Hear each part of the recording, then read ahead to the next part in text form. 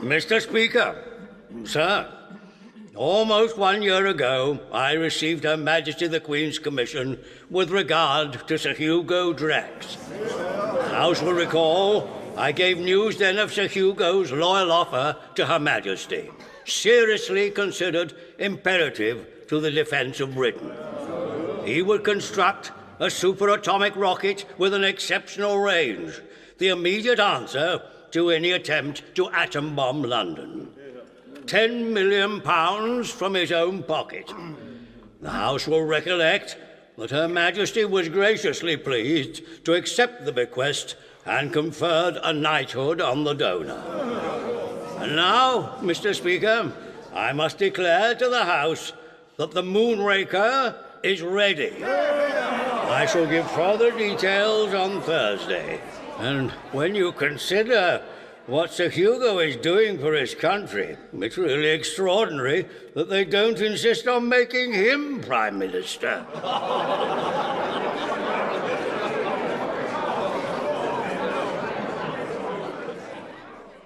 Moonraker by Ian Fleming. Dramatised by Archie Scotney.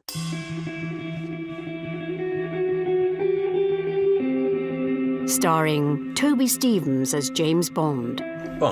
James Bond. Samuel West as Sir Hugo Drax. Tell you what, Bond, this game needs livening up. Catherine Kingsley as Gala Brand. What the hell are you doing in my office? Jared Harris as Ronnie Valance. I don't like mysteries. Patricia Hodge as Professor Train. Bullseye. You're not just a pretty face. And John Standing as M. You heard about Churchill's announcement this afternoon. With Jenny Dee, Julian Sands, Ian Ogilvy, and Nigel Anthony. Martin Jarvis is the voice of Ian Fleming. It was quiet, too quiet. James Bond paused and listened. He felt oddly excited. Cautiously, almost fearfully, he moved forward and pushed through. James! Oh, what a gorgeous suntan. How are you, Moneypenny? Thanks. It's hot near the equator. I trust you enjoyed your recuperation. You'd better hope the colour won't last too long. Why's that? Well, you know M. He's always suspicious of sunburned men in England. Thinks they've not got a job of work to do. So, what does he want? I'm not actually sure. Says it's a personal matter.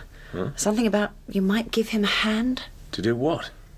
I don't know. Q's in there with him, setting up a film projector, all very mysterious. You'd better go in, James. Had a good leave, 007? Very relaxing, sir. Thank you. Hello, Q. What's this? Going to show some Charlie Chaplin films? Afraid not, 007. Sorry, Em. 007, would you mind... Could you hold the film about 4 feet from the end for me? Thanks. And press down on the sprocket shoe. The what? Oh, this. Good. Keep holding. Then I can thread it. Like so. Want me to close this? Oh, yes. Can you insert the end in the take-up reel? Oh, you're good at this, 007. Come on, Q, we haven't got all day. Nearly there. Done. Warming up nicely. All ready, Em? I should hope so. You wanted to see me, sir? I did. Sit down. You're aware of this man, Sir Hugo Drax? Who isn't? Sunday Express is running his life story. I'm loving it, actually. You heard about Churchill's announcement this afternoon. Fascinating story. Well, I'd like to know if your version of the man tallies with mine, or with British Movietone News. They've lent us this clip. Let's have a look, Q. Certainly, Em. Rolling.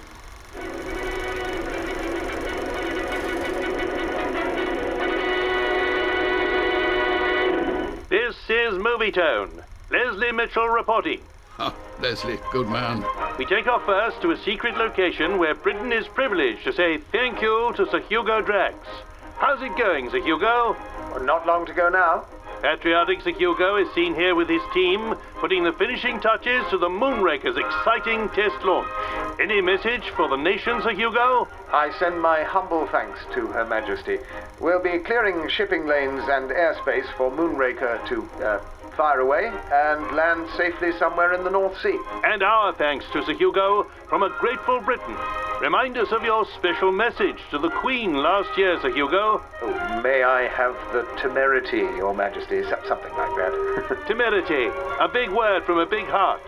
And may Britain send you a huge hug and an even bigger thank you for keeping these islands safe and secure. God bless Moonraker and Sir Hugo Drax, Great Britain's champion.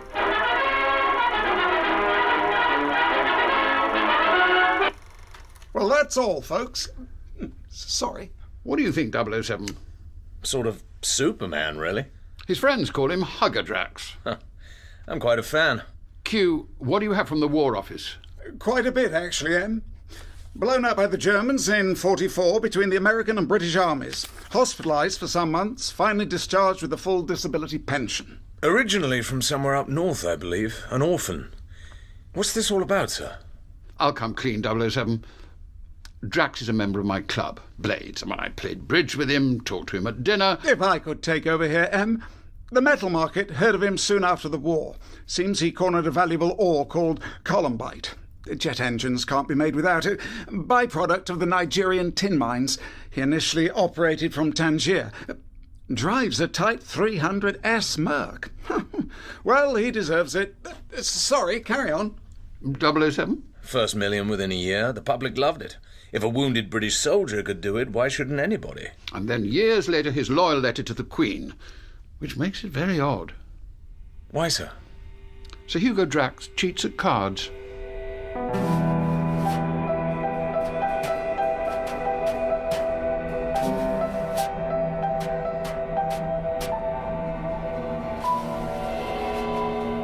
Cheats? That's what I said. But why does Drax do it? And so well that nobody's caught him yet. Always bridge. I doubt if anyone has begun to suspect him, except Lord Basildon, chairman of Blades. He came to me. Wants to save Drax from making a fool of himself. Anyway, I've agreed to help. That's where you come in, James. You're the best card player in the service. Or you should be after all those casino jobs you've been on. We spent quite a lot of money putting you through that card sharping course before the war. Waxing the aces. Shiners. Mirrors built into rings. It's strange. Drax is not a particularly good player, but he hasn't lost since he joined Blades a year ago. It's getting talked about in a joking sort of way. What's his system, do you think? Who knows? Does he often play with the same man? Nearly always brings a chap called Meyer, his metal broker. Not a bad player. I might be able to spot something. How about coming along tonight? I wouldn't like to see him get into a mess. Well, nobody wants a scandal. And I don't want anything going wrong with this Moonraker of his. Well, thanks. Better cut along now and sandpaper your fingertips or whatever you sharpers do. Finished with the projector, Em? Yes. Unless you've got the cruel sea. That evening, Bond left the Bentley outside Brooks's and walked round the corner into Park Street. The Adam frontage of Blades was elegant in the soft dusk. He pushed through the swing doors and walked up to the old-fashioned porter's lodge, ruled over by Brevet, the guardian of Blades, and the counsellor and family friend of half the members. Good evening, Mr. Bond, sir. Nice to see you again. The Admiral's waiting for you in the card room. Page, take Commander Bond up to the Admiral. Lively now. This way, sir. As Bond followed the uniformed page boy up the wide staircase, he remembered the story of how at one election 9 blackballs had been found in the box when there were only 8 members of the committee present. Brevet was said later to have confessed that he was so afraid the candidate would be elected that he had put in a blackball himself. No one had objected. The committee would rather have lost its chairman than the porter whose family had held the same post at Blades for 100 years. Minutes later, M, with Bond beside him, wandered casually from table to table, exchanging greetings with the players until they reached the last table. They stood by the wide Adam fireplace, watching. Sorry, Lord Basildon, didn't expect my partner to have a Yarborough, did you? I did not. Well, that's just 400 above the line. More I play, the luckier I get. Thanks, partner. All thanks to you, Hugger. But Max, can't you pick up a few aces? I'm tired of doing all the work. Spies on the starboard bow. What are you making of it, gentlemen? Come forward, don't be shy. Good evening, Sir Hugo. Impressive. Hard luck, Chairman. You remember my friend Commander Bond, Baz? Evening, Commander. This is Max Meyer, Tommy Dangerfield, Hugo Drax. Hello there. You all know the Admiral? Glad to have you aboard, Admiral. Splice the main brace? No, thanks. I've just had one. What about you? What's your name again? Nothing for me, thanks. Oh. Long rubber, Admiral. Sorry to have kept you out so long. How about a challenge after dinner? Max and I'll take on you and Commander Thingamy. What's his name again? Bond. James Bond. What do you say, James? Fine. Sir, how about showing me the betting book before dinner? You always say it'll amuse me. Indeed. Come along. It's in the Secretary's office. Then, Baz, you can come and give us a cocktail and tell us the result of this death struggle. Order what you want. I'll be down directly with Polish them off. Pipe you aboard about 9, then, James Bond. Judging by these cards, I shall have the casino's money to play with. Thank you, Blades. What's the verdict? Any luck? He cheats, all right. How does he do it? Only on the deal. Meaning? You know the cigarette case he has in front of him, with his lighter? He never takes cigarettes from it. Doesn't want to get finger marks on the surface. When he deals, it's almost concealed by the cards and his big hands. Deals 4 piles quite close to him. Every card is reflected in the top of the case. A mirror? A shiner, exactly. Well, he obviously has a first-class memory. That first double we watched. He knew what his partner had. Rest of the time, he just plays his average game, though knowing all the cards on every 4th deal is a terrific edge. But one doesn't notice him doing it. Quite natural to look down when you're dealing. Everybody does, and he covers up with all that banter. Basildon's not going to be pleased. Damn the bloody man. I'll have to tell the committee. Man's a public hero. I'm sorry. So what am I to do, Miles? I don't see how you can shirk it, Baz. Yes, but bound to be a leak. And then look at the scandal. They told me the Moonraker can't exist without Drax. Winston says the country's future depends on the thing. Any alternative, Commander? Well, if you don't mind paying him out in his own coin. Oh, do anything you bloody well like. I could warn him off, flay the hide off him in his own game, so to speak. All right with you, sir? Well, as long as you don't want me to palm any cards or anything of that sort. No. All I need is a couple of packs of used cards, 1 of each colour, and 10 minutes in here alone. Oh, and plenty to drink. What?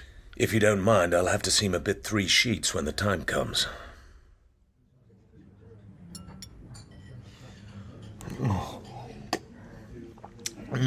Tattinger.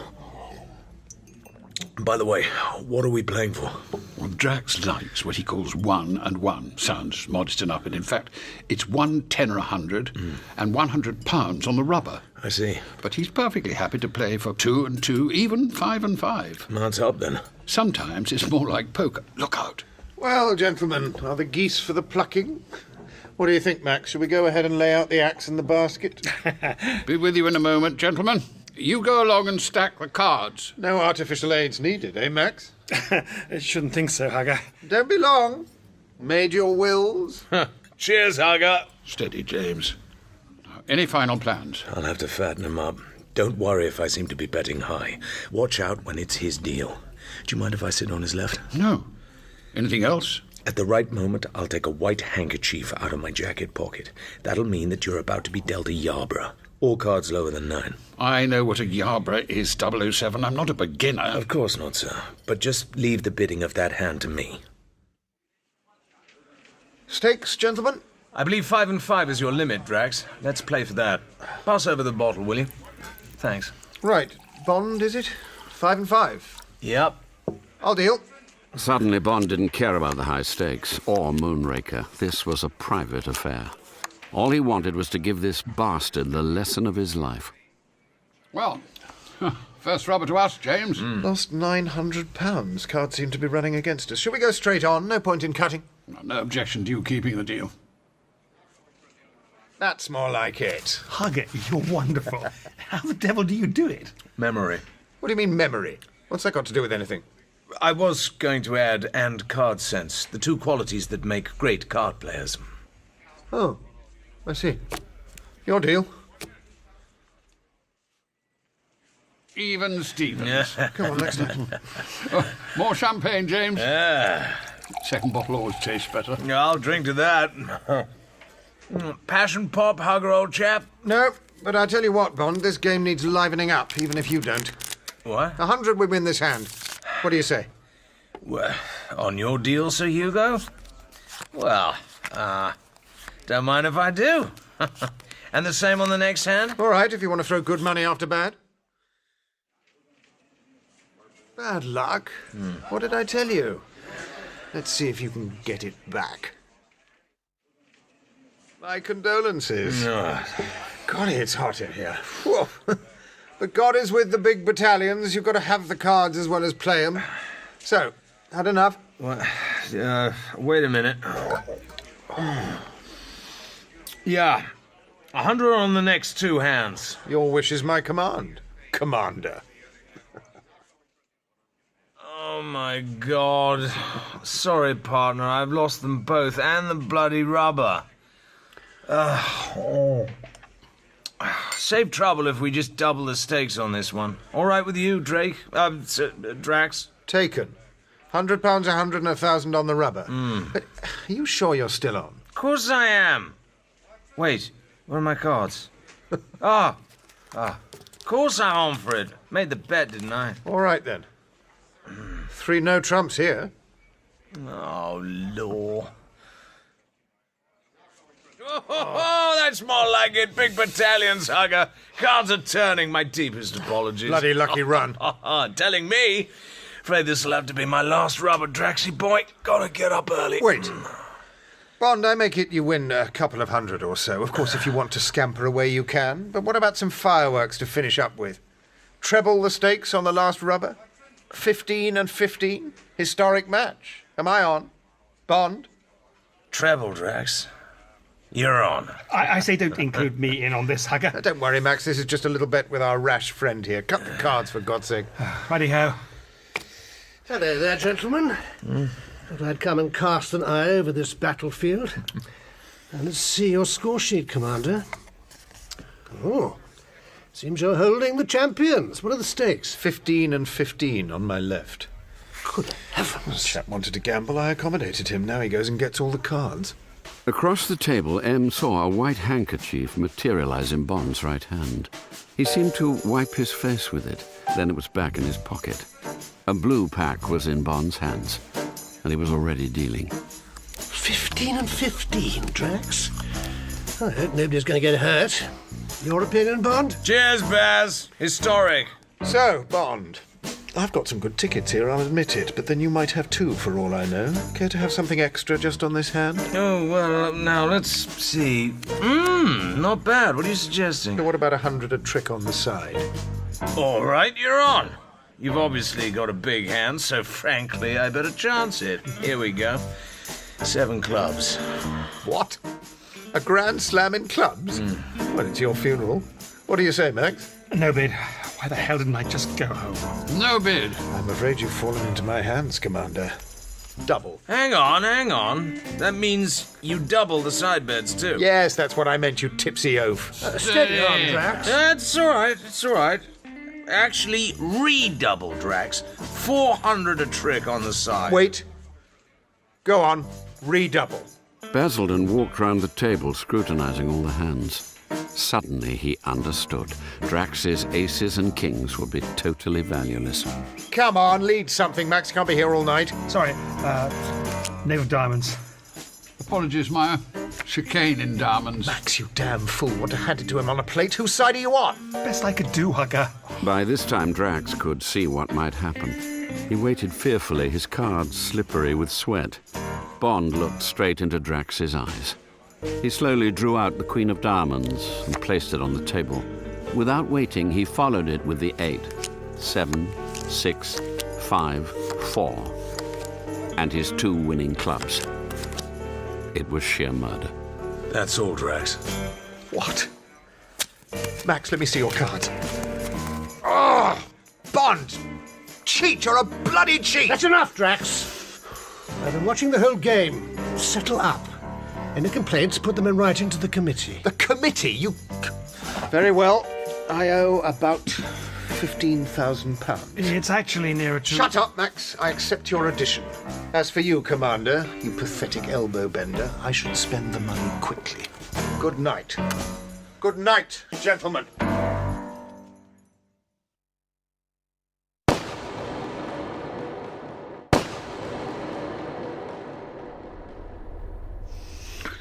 Morning, 007. You were pretty dreadful. Sit down. Thank you, sir. Trouble down at Drax's headquarters last night. Double killing. Police caught up with him when he got back to the Ritz at 1:30 this morning. Oh? 2 men from the Moonraker got shot near the plant. Drax is down there now. Curious coincidence. But isn't this a police job? Partly. So-called secret location. Not far from Dover. The construction team have all gone. There's only Drax and 13 others left on the site.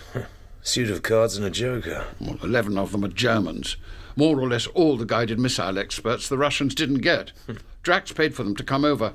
The ministry appointed their own security officer to live on the site, a Major Talon. And he was, One of the 2 who got killed last night, yes. Witnesses? Plenty. It happened in a local public house. After that evening of Drax, it was, as you remarked, a curious coincidence. Very, sir. There's one more thing. This has got to take priority. They're going to fire the Moonraker on Friday. Practice launch. Less than 4 days' time. And the double killing? Well, I spoke to Ronnie Valance at Special Branch about that this morning. The pub is on the edge of the cliffs. Last night, about 7:30, the ministry's security man, this chap Talon, went along there and was chatting away with some of the Germans when the murderer, if you like to call him that, came in and walked straight up to Talon. He pulled out a Luger, said, "I love Gala Brand, you shall not have her," in German. Gala? Yes. Then he shot Talon through the heart, put the smoking gun in his mouth and pulled the trigger. Who's Gala? Oh, that's another complication. She's an agent of the Special Branch. Bilingual in German. One of my best girls. You know me, Em. I planted Gala on Drax, finagled for her to be taken on as his private secretary. She's been there since the beginning. She have anything to report? Absolutely nothing. Says Drax is an excellent chief, much respected, drives his men like hell. Oh, she knew Talon, of course. Oh, nothing like that. Old enough to be her father, happily married, 4 children. And the killer? Dieter Bartsch, electronics expert. She barely knew him. What do his friends say? His roommate says Bartsch was madly in love with Galabrand and put his whole lack of success down to Talon. He wasn't surprised to hear of the shooting. And? Well, Talon's reports had all been negative. Then he suddenly rang the ministry yesterday afternoon, said he thought something was going on at the site, asked to see the minister personally at 10 o'clock this morning. A few hours later, he gets shot. What a palaver, eh, Em? What about this test launch, sir? I'm waiting to hear from the PM. If they stick to the schedule, it'll be noon on Friday, using a dummy warhead and firing her vertically with only 3/4 tanks. They've cleared about 100 square miles of the North Sea. Full details from the PM on Thursday. Yes, Miss Moneypenny? The Prime Minister again, sir. Oh, right. Stay there, 007. Yes, Winston? Miles, I'm now asking the obvious question. Which is? Evidence of any intention to sabotage the Moonraker? None. Our only fears concern Talon's vague message about something going on and the double murder. Well, we both know it will be a colossal victory for the Russians to sabotage Moonraker on the eve of her practice shoot. Well, if they did it well enough, they might get the whole project shelved. Well, they're not going to. So we proceed. Talon will be replaced at once, and as you advise me, the new man must be bilingual in German, a sabotage expert, and what was the other thing? Plenty of experience of our Russian friends. Good. I'm cutting a lot of red tape very quickly.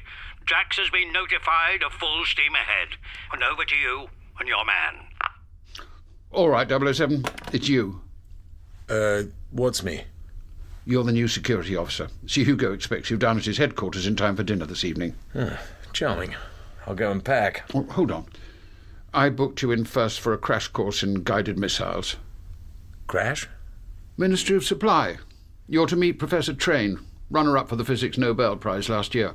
You can go over there now. Right. I look forward to meeting him. Her, actually, 007. Now, listen, old sport. You know nothing about rockets, so I'm not going to fill up your noddle with expansion ratios and Keplerian ellipses. I'm obliged, Professor. Just give that cord a tug, old bean. Jolly good. So let's have a deco at the chart. Kicking off with the nose, first you've got the warhead. There. For the practice launch, this will contain upper atmosphere instruments, jolly old radar and such like. Then the gyro compasses to make it fly straight, what I like to call pitch and yaw gyro and roll gyro. Mission critical, this. Right. Are those the fuel tanks? You bet. £30,000 the belly stuff. And at the stern, 400 pounds of hydrogen peroxide mixes with 40 pounds of potassium permanganate. Quite a cocktail. Chin chin. Getting my drift, shipmate? Same principle as a jet plane. Bullseye. You're not just a pretty face. And then it's like the blue touch paper, like any other firework. Questions? Yes. How can you be certain it'll come down where you mean it to? What's to prevent it falling on the Hague on Friday? The gyros, old cock. They'll see to that. But no chance is taken. We're using an automatic radar homing device on a raft in the middle of the North Sea. Transmitter in the rocket's nose, which picks up an echo from our gadget. And Bob's your auntie. One more question. Fire away. Oh, sorry. If you wanted to sabotage the rocket, what would be the easiest way? Oh, naughty, naughty. Since you ask, any number of ways. Grit in the pumps, hole on the fuselage. With that power, the teeniest fault would mean... Toodaloo. Spot on, chum. Well, thanks. It seems you've got fewer worries about Moonraker than I have. Look, it's a spiffing machine. She'll fly beautifully if nobody interferes with her. Drax has played a blinder. I gather his team will do anything for him. Oh, sure as hell. Good luck. Big hug to Hugger. Rule Britannia.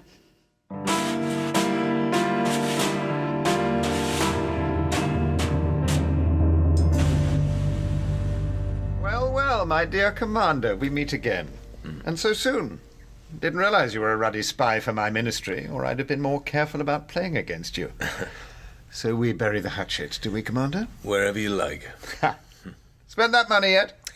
Not yet. Haven't seen the colour of it. Of course, settlement on Saturday. Probably get the cheque just in time to celebrate our little firework display, what? Now, let's see. This is my secretary, Miss Brand. Good evening, Miss Brand. How do you do? Bond. James Bond. Uh-huh. And our resident genius, Dr. Walter. Walter. Guten Abend. Yes, all right, Doctor. Willy, jump to it. Yeah, man, Captain. This is my, what shall I say, my ADC, Willy Krebs. Very pleased to meet you, Commander Bond. All right, Willy. Your excellent dry martinis for us, please. Except, of course, for the doctor. Yes, thank you. Dr. Walter doesn't drink or smoke. Hardly breathes. Thinks of nothing but the rocket, do you, my friend? You are pleased to joke, Hugo. Now. Everybody's quite happy about those leading edges, except you. The good doctor is always having nightmares about something, Bond. Now it's the edges of the fins.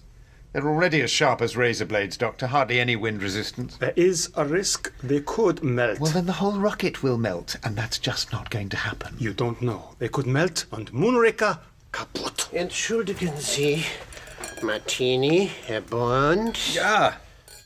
Prost. Perfect. Thank you. Oh, you are kind. Sir Hugo is very exacting. Oh, really? Keep his glass filled, Krebs. And then perhaps our friend would like to wash. We dine at 8 sharp. Are you finding it interesting here, Miss Brand? Uh-huh. How do you like being a secretary? How do you like being so inquisitive? Oh. Care for a swim sometime? No. Ah. Forgive my further possible impertinence, but I'm admiring your beautiful ring. I'm dazzled. Who's the brave man? If this is some kind of joke, Mr. Bond, I don't find it in the least amusing. Bond felt a strong urge to give her a sharp kick on the ankle. All right, everyone. Moonlight stroll. Time to introduce our new security officer to the Moonraker. Dr. Walter, please accompany us. And Krebs. Good night, Miss Brand. I hope you have a head for heights, Herr Bond.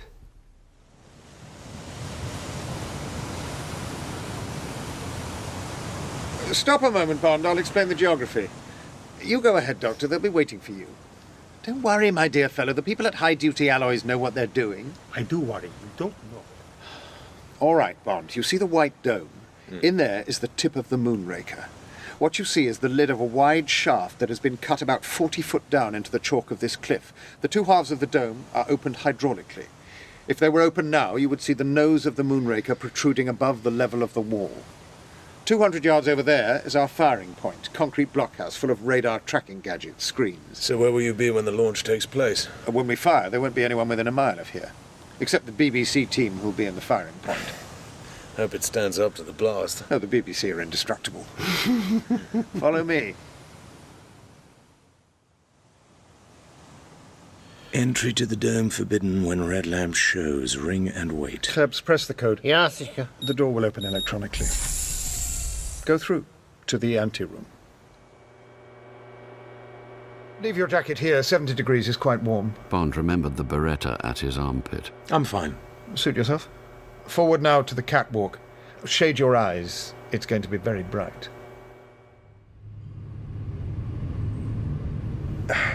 My God. Hold on to the guardrail. When Bond took his hand away, he was greeted by a scene of such splendor that he stood speechless, his eyes dazzled by the terrible beauty of the greatest weapon on Earth. What do you think of her?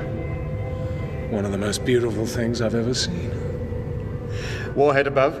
Experimental one for now. The gyro chamber just level with us here. Then mostly fuel tanks all the way down until you get to the turbines near the tail. The steel floor under the rocket slides away. Herr Bond, there is a big exhaust pit underneath. Comes out at the base of the cliff. You can see it tomorrow. Hope you don't burn down the White Cliffs on Friday. You're worse than Dr. Walter. Right, we'll climb down and have a look at the works. You like me better now? I'm admiring your achievement. I'll go first. Don't look down.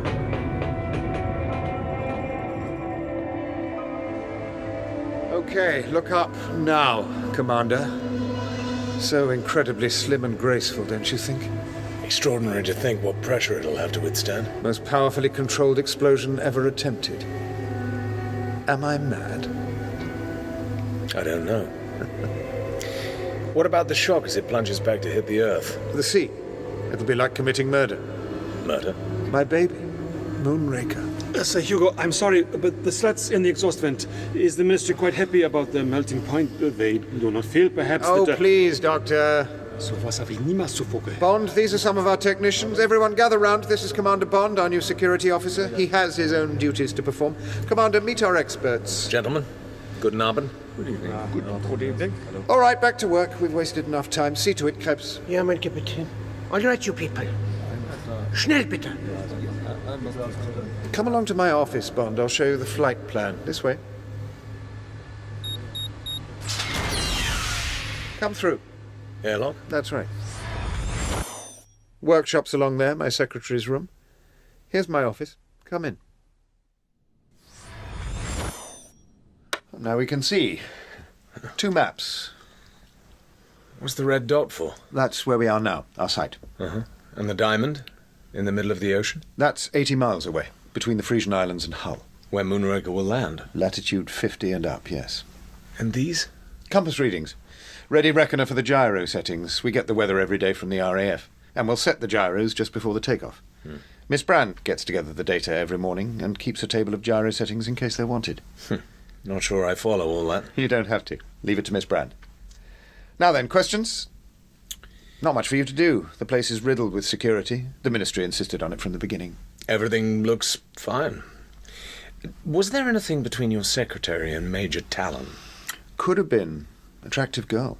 I called in at the pub on my way. I gather from the landlord that Barsh saluted and shouted, "Heil Hitler," before he put the gun in his mouth. So they tell me. Well, lights out, I think. You'll be sleeping in the dead man's bed. What the hell are you doing in my room? Lass mich gehen. What are you looking for? I answer no questions except to Sir Hugo. Oh, really? You have no right to question me. I'm doing my duty. Your duty? Who told you to search my room? Leck mich am Arsch. Oh, that's very nice. Now get out. I'll beat the daylights out of you. Get out! Ich hasse dich.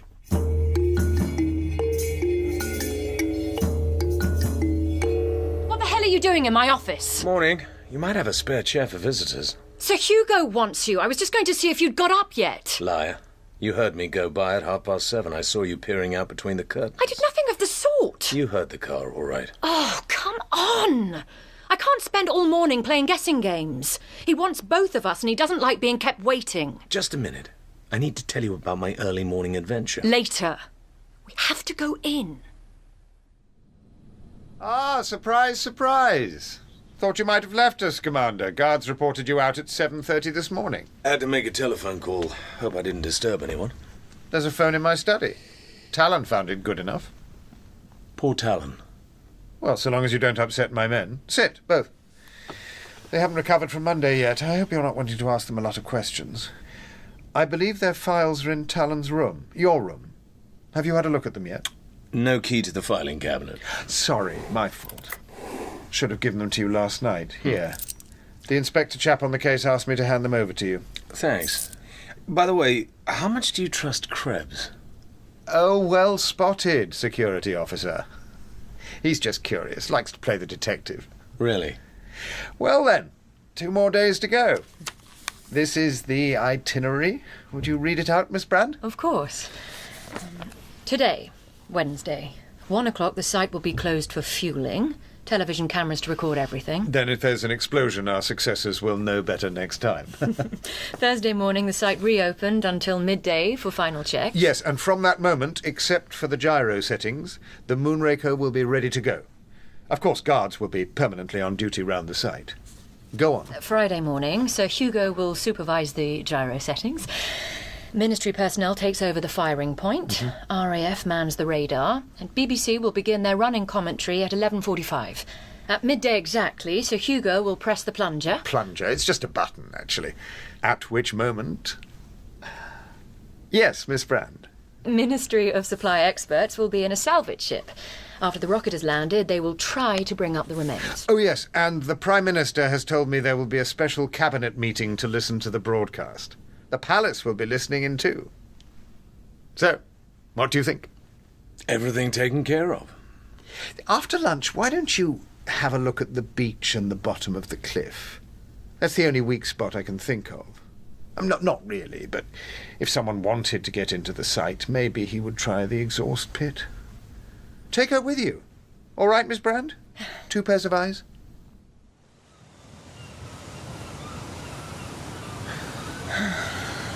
So, what's your routine? What's it to you? I'm security officer. In my office each morning by 8:30, there's always a sheaf of Air Ministry teleprints on my desk. I transfer their contents to a weather map, then I go through into Drax's office, pin the map on his notice board, make calculations and record the results. Huh. I'm impressed. You should be. I'm carrying gyro settings in my head for almost every variation in the weather at the different altitudes. Drax relies on your expertise, then? No, he bloody doesn't. He and that insufferable Dr. Volta work out my figures all over again. Then they transfer the results into a black notebook. He carries it in his hip pocket. How do you know all this? I'm special branch, for God's sake. I was almost forgetting. So Drax doesn't trust your figures? Clearly not. It undermines my chance of having some small part in the final launching of the rocket. Such loyalty. Fueling's going to begin. Sorry! Thank you! Danke!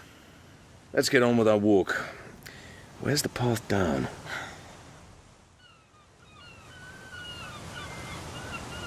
You mentioned a crack of dawn adventure. Oh, yes. Early this morning, I opened the locked filing cabinet in my room. Talon's old room. No keys necessary? I have my own bag of tricks.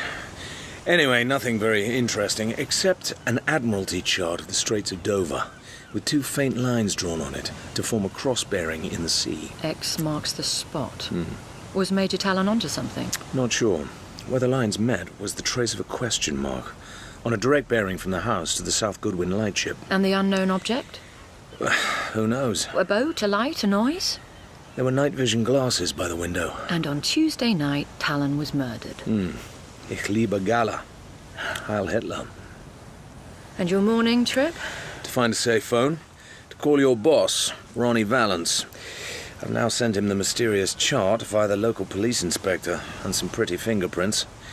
He's your greatest fan, by the way. The inspector? No, Ronnie. Beautiful wild flowers along here. Bet you don't know what this is. You know that flowers scream when picked. What? Some professor has written a treatise on it. The reaction to pain. He recorded the scream of a rose being picked. Rubbish. I wouldn't have thought you were sentimental. Aren't you MI6 people licensed to kill? Blood on your hands. Flowers can't shoot back. Ah, but this is a wild orchid. So I'm a murderer, am I? Give it to me. My hands are dripping already. There. You can stick it in the muzzle of your revolver. I'll wear it as a buttonhole in my shirt. I thought a shoulder holster would look a bit conspicuous without a jacket. And I don't think Krebs will be going over my room again. Meaning? I found him in there last night. I administered a kick on his backside. And like Billy Bunter, he ran yerooing away. I've never trusted him. Well, here's the beach. Time for our date at the exhaust pit. Careful! Shingle from here on in.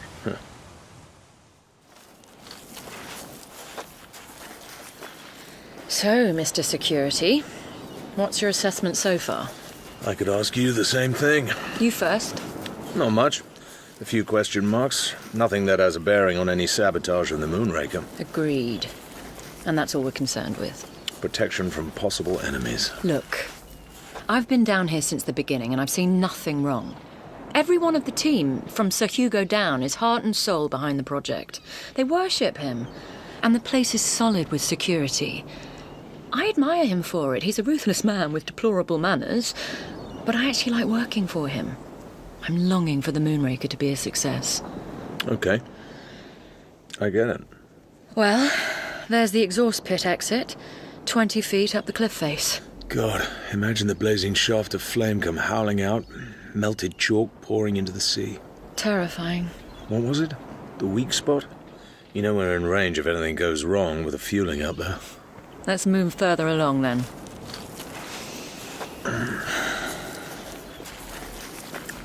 What are you thinking? Well, I'm imagining myself with, say, 6 tough men and all the right gear. How would we set about attacking the site from the sea? Kayaks to the jetty at low tide, a ladder to the lip of the exhaust tunnel. But then what? Impossible to climb the steel walls. Fire an anti-tank weapon through the floor beneath the rocket, hope something would catch fire. And getting away afterwards? Would be nasty. Sitting targets from the top of the cliff. But that wouldn't worry a Russian suicide squad. True. So Hugo has guards along the top at night, and searchlights. Orders to shoot and ask questions afterwards. What if the opposition had covering fire from a midget submarine? I'm going for a swim. The chart says there's a 12-fathom channel out there. I'll be happier when I've seen for myself, gauge the depth available to an enemy. Fancy a bathe? After stewing inside that concrete dome all morning? Well, what are we going to wear? Officer, we shall be perfectly respectable. Undress behind that rock. I'll use this one. And I promise not to look. It's all in the line of duty.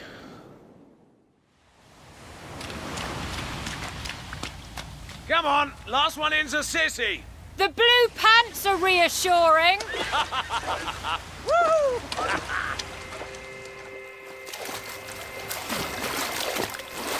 James, where are you? James, I can't see you. Oh! What? Damn you! Bye! Bastard!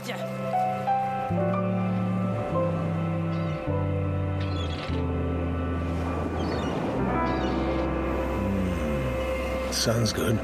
I'm praying it's not going to slip behind the cliff top before we're dry. You know there's enough water by the jetty, even at low tide, for a submarine. And get Drax to tighten the security on the cliff for the next 2 nights. Why are you called Gala? My real name's even worse. Galatea. A cruiser my father was serving in when I was born. What was that? Look out! Oh! Too late!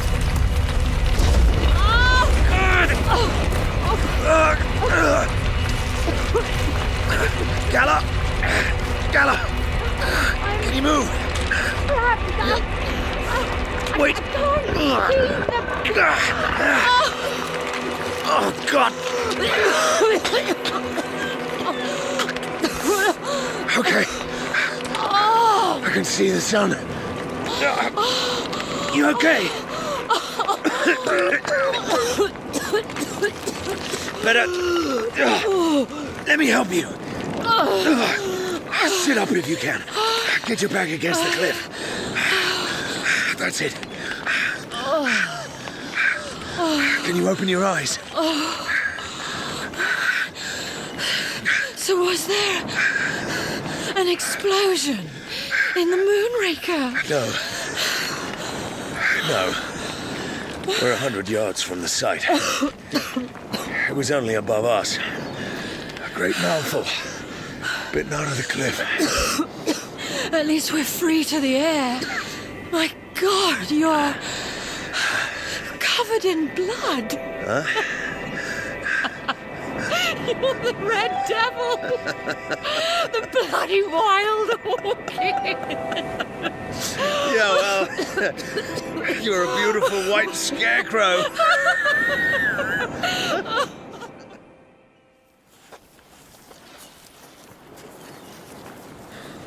I still don't know what happened, except you saved my life. Well, someone pushed the cliff down on us.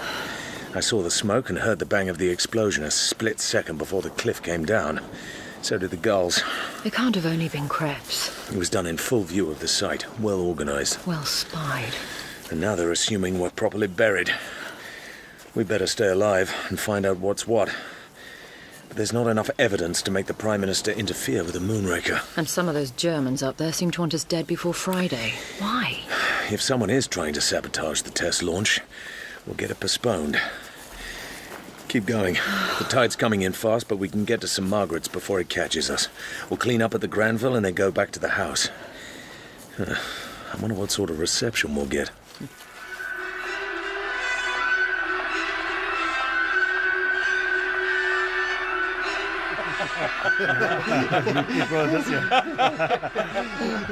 Good evening, gentlemen. Sorry we're late. What? So, the Engländer. My dear chap, good heavens, what a relief. We were wondering whether to send out a search party. Turn that music down, Krebs. Yeah. A few minutes ago, a cliff fall was reported. You might have let me know, Miss Brand. Sorry. It was my fault, Sir Hugo. The walk was longer than I expected. I thought we might get caught by the tide, so we went on to St. Margaret's, had something to eat, and took a taxi. Miss Brand wanted to telephone, didn't you? But I thought we'd be back before 8. I see. Please, sit down. Go on with your dinner. Perhaps I might join you for coffee. I expect Miss Brand would prefer to go to her room. She must be tired after her long day. Go to bed, Miss Brand. I'll talk to you in the morning. I'm sorry. Sorry. Good night. Well, remarkable those cliffs, walking along, wondering if they're going to, collapse on you. Ha! Russian roulette. What were you saying about a cliff fall? Oh, Mr. Krebs. Ist alles in Ordnung? Doctor, can't you see that Krebs is ill? Take the idiot out, put him to bed. Schnell, bitte! Oh, of course, Sir Hugo. Marsch! A heavy day? He drinks too much. So, how did the fueling go? Cigar? No? Everything is ready now. The guards are out. By the way, I shall be taking Miss Brand up to London in the Mercedes tomorrow afternoon. I shall need a secretary as well as Krebs. I have to drive to town too. My final report to the ministry. What about? I thought you were satisfied with the arrangements. Oh, yes. Good. And now I have papers waiting for me in my study. I'll say good night. Play music if you wish. Who is it? Gala. I thought you'd gone to bed. I did. James, I'm sorry if I woke you. I just had a thought. Yes? Clearly somebody wants us out of the way. Well, apparently. So are we suspected of being saboteurs? Maybe. Just so long as the Moonraker is out of danger. Is that your thought? No. My thought is the dinner table. Oh? It was only laid for 3 people.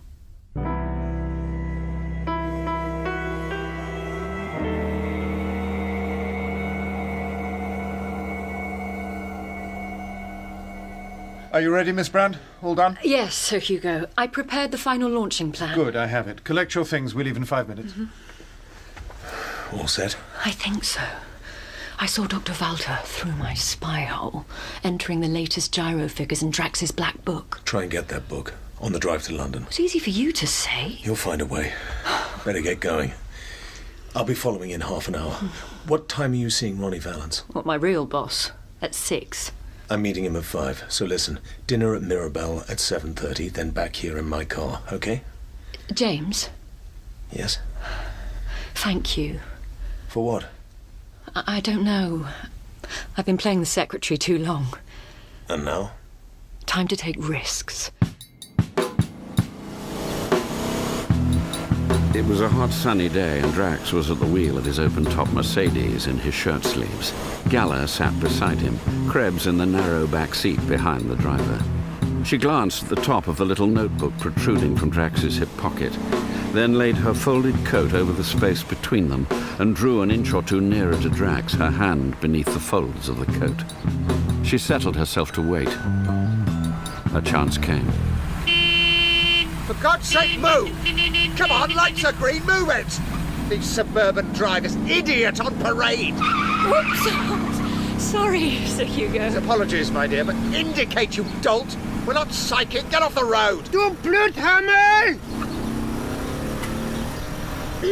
Excuse me, Sir Hugo. Yes, what is it? I'm terribly sorry, Sir Hugo, but could we possibly stop just for a moment? I mean, I'm really sorry, but I need to powder my nose. It's terribly stupid of me. Powder your nose? Yes. Oh, I see. Christ, why the hell didn't you... I'm so sorry. Yes, well, all right, look out for somewhere. Well, there's a hotel just around this bend. Thank you so much, Sir Hugo. It was stupid of me.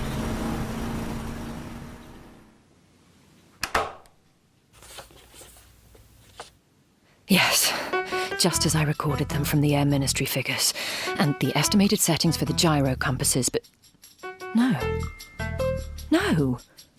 These are different from mine. Quite different. Where are today's figures? This is weird, am I wrong? By nearly 90 degrees. If I am, on my flight plan, the rocket would land somewhere in France. That can't be right. So how could I... Jesus. Every day I'm 90 degrees out, launching Moonraker at right angles to its true course. I couldn't have made such a mistake. Does the Ministry know these secret figures? And why should they be secret? She tore out a specimen page, rolled it into a tight ball, and stuffed it into the finger of one of her gloves. Back in the car, Gala was jerked sideways as Drax skidded onto the London road. She let the coat again fall onto the seat between them. Wait, though, until he's... Now! 9!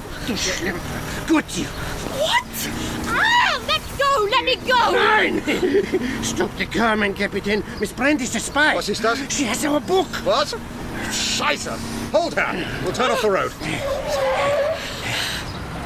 Now, what is this? I can explain, Sir Hugo. It's a mistake. I didn't mean... Sehen Sie hier, mein Captain. I saw her edging up close to you. You see? Unter ihrem Mantel? The notebook in her hand. So. Oh! Strike her there, Krebs. Behind the left ear. Oh! An hour later, passers-by saw a white Mercedes draw up outside a small house at the Buckingham Palace end of Ebury Street, and two kind gentlemen help a sick girl out and through the front door. Eventually, one of the gentlemen emerged and drove off. Seen the evening papers, James? Just catching up with them. Heavy selling of sterling all day. Started in Tangier, then spread to Zurich and New York. Dealers have made a killing. And, this wire's just come in. Operation now confirmed, started by Drax Metals Limited in Tangier. Incredible. Close of business, the firm had sold British currency short to the tune of 20 million. Bank of England stepping in. There's a suggestion here that the Moonraker's going to be a failure. You mean Drax knows it and wants to profit by his knowledge? More likely he's acting for some foreign government, the Argentine, Russia, someone with big sterling balances. So nothing to do with the Ministry? Or the Moonraker, which will launch punctually at noon tomorrow. I'm meeting Gala Brand at 6. I need to ask her if she's seen any Tangier cables. I doubt it. She'd have told me. I don't like mysteries.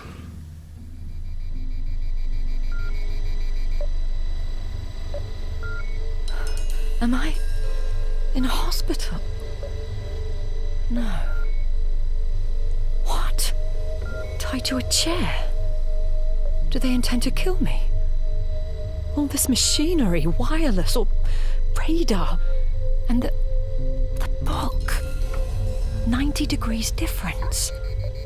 Suppose my figures are correct all the time for the target 80 miles away in the North Sea. Then I wouldn't have been aiming the rocket in the middle of France after all. But Drax's numbers, 90 degrees to the left of the target. So somewhere in England, 80 miles from Dover.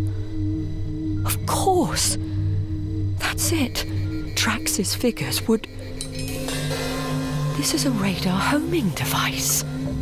Ingenious. Same as on the raft in the North Sea. Bring the rocket down here 100 yards from Buckingham Palace. Not a test at all, a real atomic warhead, dropping fast as light out of a clear sky. Crowds in the streets, nursemaids in the park, great bloom of flame a mile wide. And then nothing. Nothing left. Hugo Drax, enemy of England. Tomorrow at noon he's going to destroy London. Long after Drax had gone, she kept up her pretense of unconsciousness. At first, Krebs occupied himself with the machines.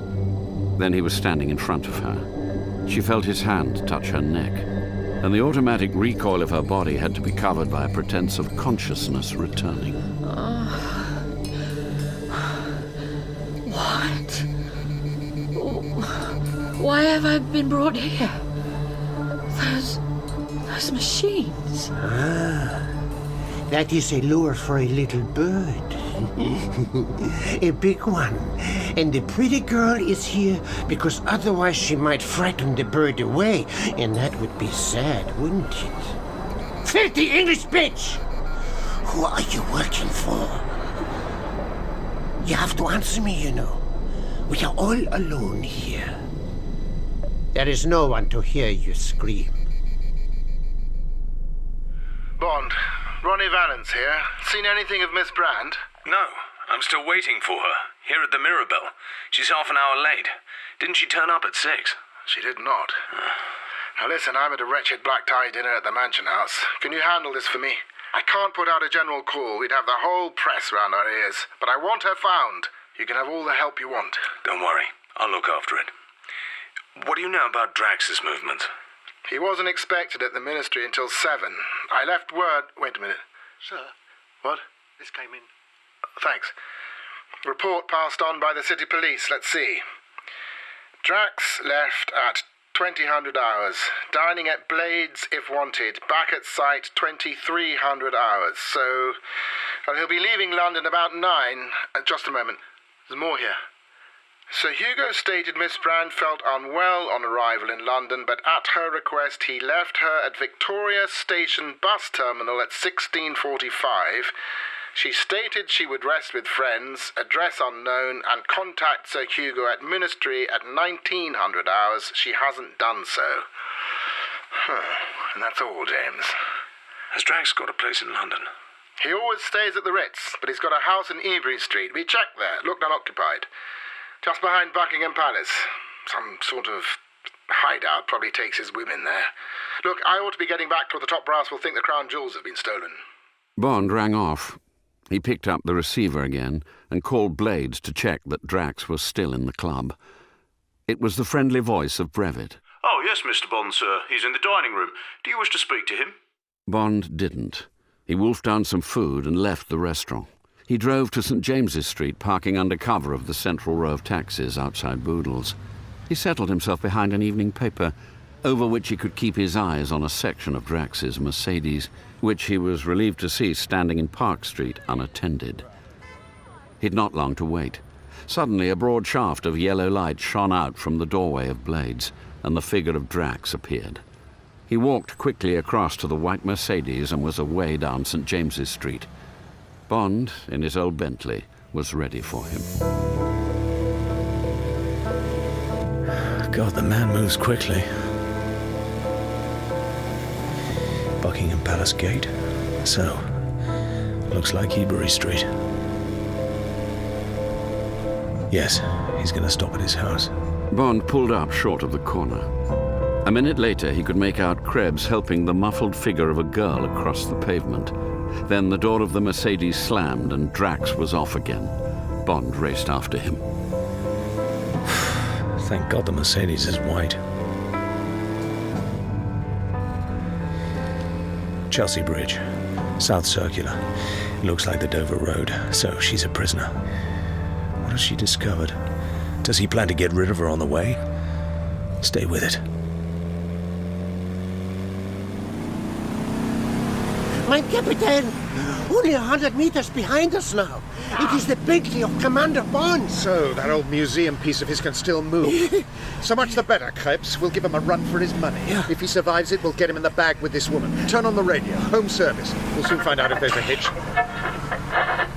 This great weapon, devised by the ingenuity of man to soar 1,000 miles into the firmament above an area patrolled by Her Majesty's ships. The Moonraker, designed exclusively for the defense of our beloved island. Our beloved island? Glorious development of man's great journey away from the confines of this planet. Sir Hugo Drax, that great patriot and benefactor of our country. Switch him off. Great Britain's hero. Drax took a left-hand fork and started up a long winding hill. Ahead, in the beam of his headlights, a huge diesel carrier was grinding into the first bend, labouring under 14 tons of newsprint. Damn it. Okay, Krebs, get out your knife. I'm going to slow down right behind this lorry. You climb out onto the bonnet, and when I come up behind, jump onto the back. Oh, Peter, my Captain. I shall be going at walking pace. It will be safe. You will cut the ropes that hold the rolls of paper, the left ones first, then the right. I shall have pulled up level with the lorry, and when you have cut the second lot, jump back into the car. Be careful you are not swept off with the paper, verstanden? Yeah. Go now.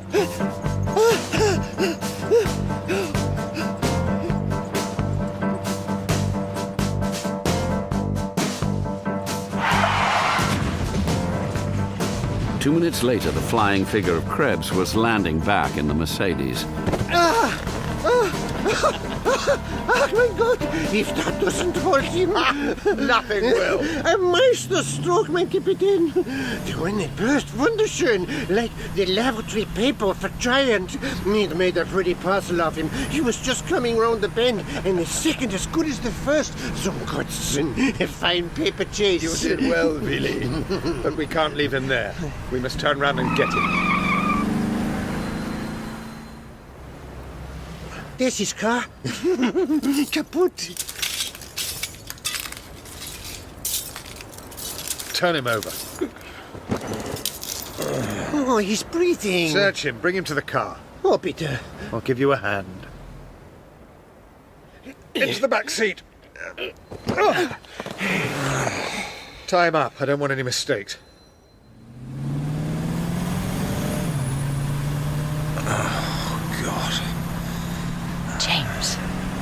James, it's me, Gallop. Are you all right? Christ. A hell of a mess. Is anything broken? No, a crack on the head, that's all. Am I talking sense? Of course. Now listen, this is what I know. Half an hour later, they were being hustled through the doors of Drax's office on the Moonraker site. Bond's mind was suddenly as sharp as a blade. 1 million deaths. On my hands? Something, anything must be done. You won't use that Luger, Drax. Oh, he will. He was best shot in the Brandenburg division. Tie her to a chair, Krebs. Then the man. Yes. You'd be afraid of touching off the fuel. Your memory is bad, Englishman. I told you this room is cut off from the shaft by the double doors. Another step and you will have no stomach. When they were both tied securely to the arms and legs of 2 steel chairs, Krebs picked up a mechanic's blowtorch. Now, the good Krebs is an artist with one of these things. We used to call him... What was it, Willy? Gesvangsman. The Persuader. You'll be lucky. You, Brand. Who are you working for? The girl, any way you like, Krebs. Okay. Stop. She works for Scotland Yard. So do I. That's better. Does anybody know you are prisoners? Did you telephone anyone? If we had, they'd be here by now. True. Krebs, put the blowtorch down. Oh. You may go. Tell the others what is necessary. Verstanden? Yes, mein Kapitän.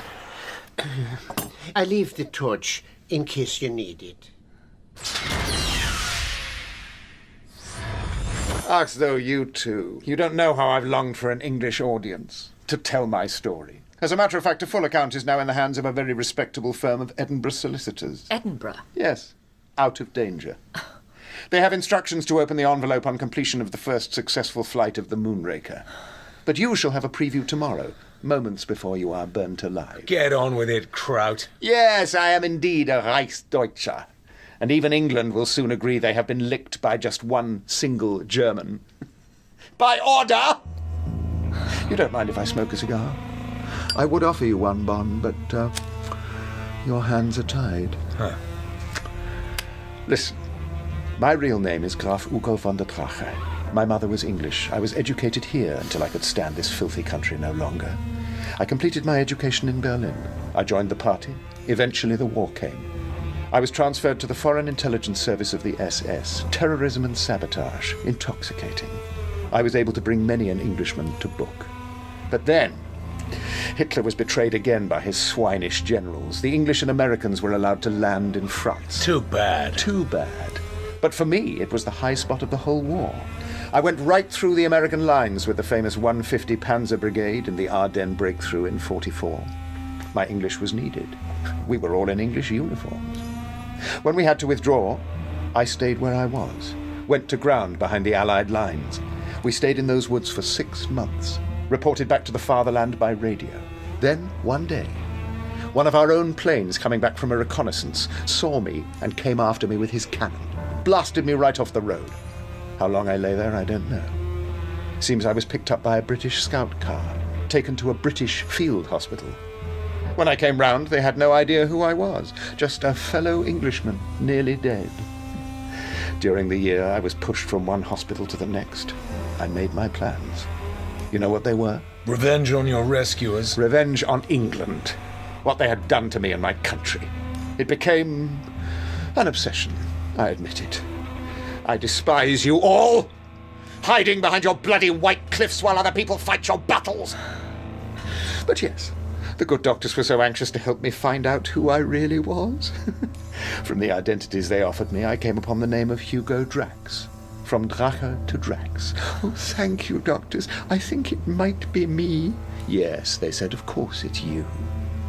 I walked out of the hospital looking for someone to kill and rob. No sweat. £15,000. Then to Tangier, where you could buy anything. Columbite, rarer than platinum, and everyone would want it.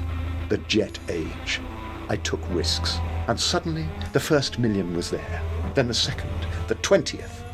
I came back. London was in my pocket. Then Germany. I found Krebs, found my brilliant technicians.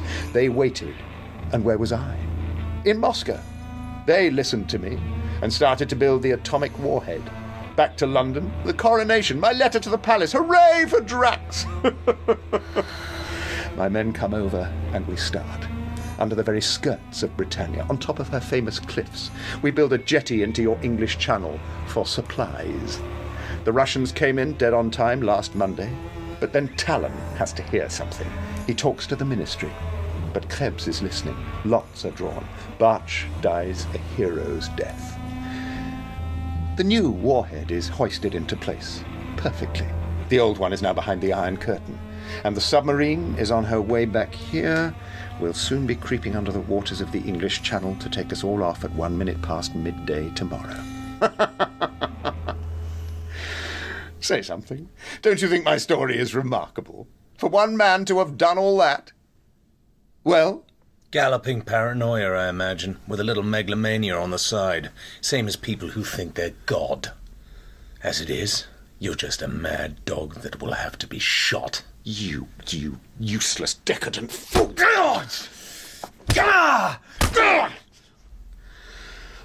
Okay, Miss Brand, I don't think you two will give me any more trouble. Krebs never makes a mistake with his knots. When Commander Bond wakes up, you can tell him these doors will open once more, just before noon tomorrow. A few minutes later, there will be nothing left of either of you. Not even the stoppings in your teeth. What? Had to get him mad. Didn't want to give him time to think. Don't worry. London's okay. Got a plan. His lighter. It's on the desk. Right. Here we go. Rock and roll. Follow me. They edged their chairs forward. Bond nudged the lighter into his tied hands. Got it. Seconds later, the blowtorch was burning away the flex binding Gala's wrists to the metal chair. Ah, that's it. My arm's free. Let me turn it off. Now. There. I can untie you. You're free. What? That's for what you did. Thanks. You're a wonderful girl. Okay. Listen, Gala. In 10 minutes, James, I'm gonna have to... don't go on. I'm sorry, but... I know you're going to say something dreadful. Please stop, James. Come on, Gala. It's a bloody miracle we've got the chance. Listen, I shall walk out of here and shut the doors and light a last cigarette under the tail of the Moonraker. God, what are you saying? You're as mad as Drax. What the hell? It's me or a million people in London. The warhead won't go off. Atom bombs don't explode like that. There's just a chance you may get away. The boy stood on the burning deck. I've wanted to copy him since I was 5. I don't care what you say. We've got to think of something else. Look, it's past midnight. God knows what time he'll be coming back to set the gyros. Wait! The gyros? To set the gyros? That's it. Don't you see? After he's gone, we alter the gyros back. Back to the old flight plan. Then the rocket will simply fall into the North Sea where it's supposed to go. Can't we? Do you know the other settings? Of course I do. I've been living with them for a year. By God, we might do it. If only we can hide somewhere. And make Drax think we've escaped. Where? One of the ventilator shafts. There are only 50 of them. Come on. The big round mouths of the shafts were spaced about 10 yards apart and about 4 feet off the floor. Bond carefully opened the hinge that covered one of them and looked up. 40 feet away, there was a faint glimmer from the moonlight outside. It was going to be a painful business, but there was no doubt they could inch their way up one of these shafts and, in the turn at the top, lie hidden. An hour later, their feet and shoulders bruised and cut, they lay exhausted, squeezed tight in each other's arms, their heads inches away from the circular grating directly above the outside door. 7 a.m. Sun's coming up. There's Drax with Dr. Walter and Krebs. They're walking like executioners. The Englander escaped! They may be up there in one of the ventilator shafts. All right, we'll take a chance. Dr. Walter will put the steam hose up each shaft. Tell the others to listen for their screams. Verstanden? To Befehl. Can it reach 40 feet? 50 shafts. Where will they begin? This will hurt, by the way. Oh, thanks. You'll just have to take it. Here it comes. It may burn. It won't kill us. Be brave. Shut up. 2 away. Next door. Hold tight.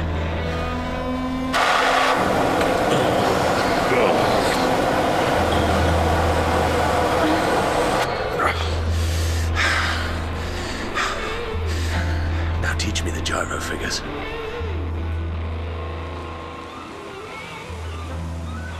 Then we're all agreed, Minister. Yes, Sir Hugo, those are the gyro settings. My people have checked them independently with the Air Ministry this morning. Then if you'll allow me the privilege, I'll walk over to the launching dome. Yeah. Sir Hugo? Yes, of Hold course, it, Sir gentlemen. Hugo. Arm in the air, please. Yes, straight away. Hold it up, sir. Thank you. This way, sir. Thank you, gentlemen. That's it. 11:45. Gala, you all right? Fine. Let's go. They slithered their way down the 40 feet of shaft. Gala made her way to Drax's office. Bond sweated up the iron stairway. Difficult to see where Moonraker's tapering nose ended and the sky began. Finally, the door of the gyro chamber. He crawled inside.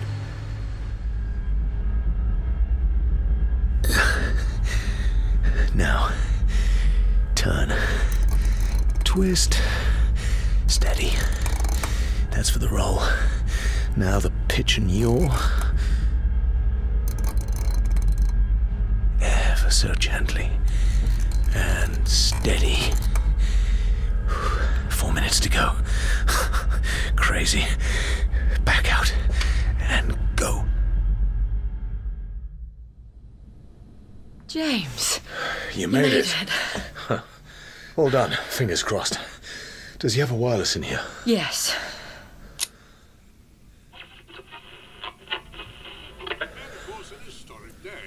And Sir Hugo has been persuaded to say a few words into the microphone. It certainly is a wonderful day here. Those crowds in the distance by the Coast Guard station will be getting quite a suntan. Hello, what's going on? By Jove, there's a submarine just surfaced alongside.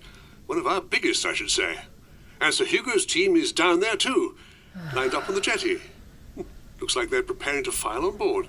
It must be an idea of the Admiralty's. Give them a special grandstand out there in the channel. Now Sir Hugo is coming towards us. Everyone here at the firing point is giving him a cheer. And I can see the sun glinting on the nose of the Moonraker way over there behind him, just showing out of the top of the launching dome. He's coming into the firing point, and here he is, Sir Hugo Drax. Your Majesty, men and women of England, I am about to change the course of England's history.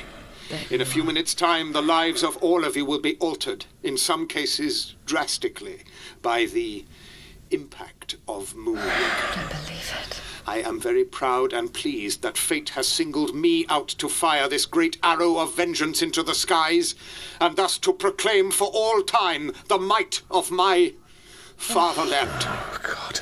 I hope this occasion will be forever a warning that the fate of my country's enemies will be written in dust, in ashes, in tears, and in blood. And now, thank you all for listening. He's mad. Quite mad. Thank you, Sir Hugo. Marvellous. And that was Sir Hugo Drax saying a few words to you before he walks across to the switch on the wall which will fire the Moonraker. Well, he certainly doesn't mince his words. And now it's time for me to hand over to the Ministry of Supply's expert, Miriam Train. Many of you will remember her as Nobel Prize runner-up for physics last year. She will describe to you the actual firing of the Moonraker. Over to you, Professor Train.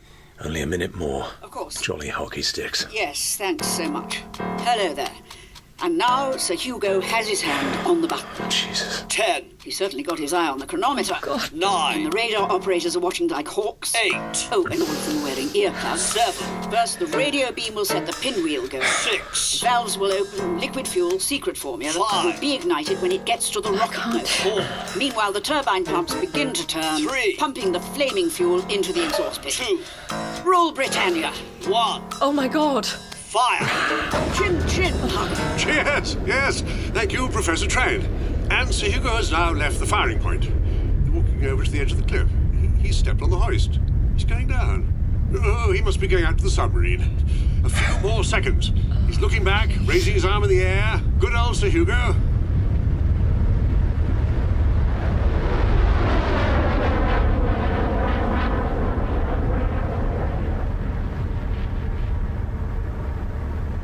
Christ.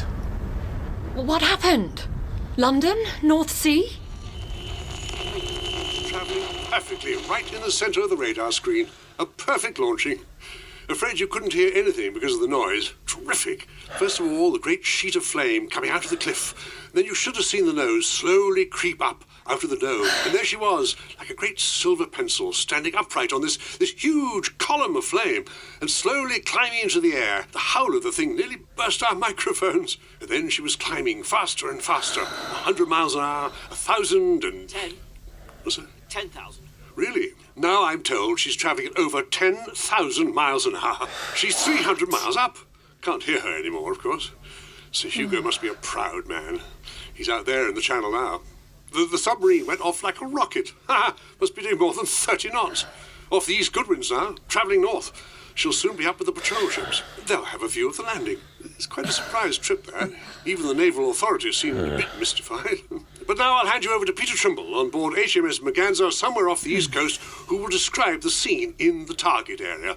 Peter? Now for the verdict. Thanks, and this is Peter Trimble speaking, just north of the Goodwin Sands. calm as a mill pond. Nothing on the radar screens yet, but we shall only catch the rocket for a split second. Isn't that right, Captain? It is. Ah, the target's just showing on the screen. It must be 70 miles north of here. Yes, Captain? Oh, yes, I see. Well, a big submarine coming up fast. Only about a mile away. Suppose it's the one they say Sir Hugo's aboard with his men. None of us here were told anything about her. Captain Edwards said she's not flying colours. Very mysterious. I've got her now, quite clear in my glasses. We've changed course to intercept her. The captain says she isn't one of ours. Hello? She's broken out of colours. She's Russian, I think. Good heavens. Captain says she's a Russian. I say. And now she's submerging. Did you hear that? We fired a shot across her bows, but she's disappeared. What's... Faster underwater. The ASIC operator says she's going even faster underwater. 25 knots. 25 knots. Well, she can't see much underwater, but she's right in the target area now. 12 minutes past noon. Moonraker must have turned and be on her way down. She'll be here any second. Hope there's not going to be a tragedy. The Russian's well inside the danger zone. Our radar operator's holding up his hand. That means she's due. She's coming. She's coming. God! Look out! Terrific explosion! Black cloud going up into the air. There's a tidal wave coming at us. Great wall of water tearing down. There goes the submarine. God! Thrown out of the water, upside down. Oh my God! Oh God! 200 dead so far. About the same number missing. Reports still coming in. Most of our losses were among the patrol craft, including the Merganza and that BBC chap. Any news of the submarine, sir? Lying on her side in about 30 fathoms. I hear Valance got hold of those Edinburgh solicitors before they opened Drax's message to the world. Yes. Reads as if it's been written by Jehovah. What happens now? Well, they're going to try the biggest cover-up job in history. A load of scientific twaddle. Unexpectedly powerful explosion on impact, tragic loss of Sir Hugo and his team, and one of HM's submarines. Unaccountable error in mistaking White Ensign for Soviet naval colours. What about the atomic explosion? The famous mushroom cloud? A tricky one, that. Going to be passed off as normal formation after an explosion of that size. Well, it's got to come down somewhere, of course. Yes, Prime Minister? Yes, Miles. Her Majesty commands the two of them tomorrow at 11. Well-deserved honour. Winston, my man would have been very proud, but of course it's a rule here. Break it. Unwise, I think. Stubborn as a camel always were. Very well, but get them out of England by tomorrow afternoon. Of course, Valance doesn't have the same problem with Miss Brand. It would be the least she deserves. Brand, not Bond. Shall be done. Sir? PM wants you both out of the country by tomorrow afternoon. Stay away for a month. You'll both be gone sooner, only the girl's got an appointment tomorrow morning. Oh? The Palace. Immediate award of the George Cross. What's her name? Gala? For gallantry? Oh, by the way, your new Bentley's downstairs. Miss Moneypenny has inspected it. Says it looks lovely. James. Gala.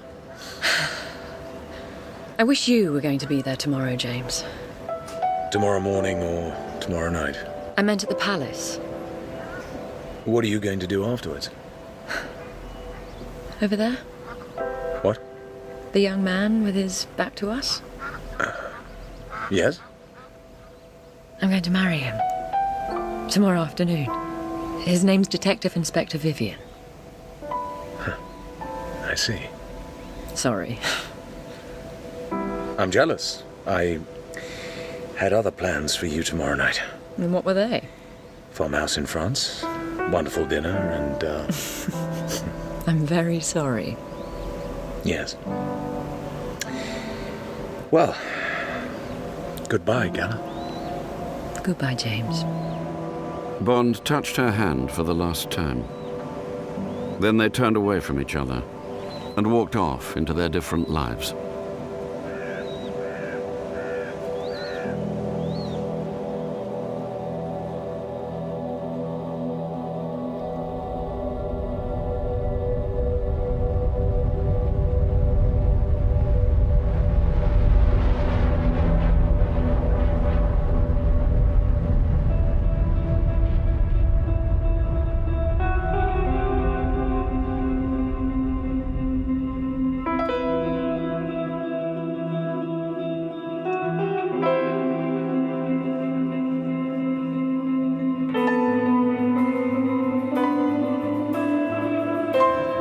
In Moonraker by Ian Fleming, James Bond was played by Toby Stevens, Galabrand by Catherine Kingsley, and Sir Hugo Drax by Samuel West.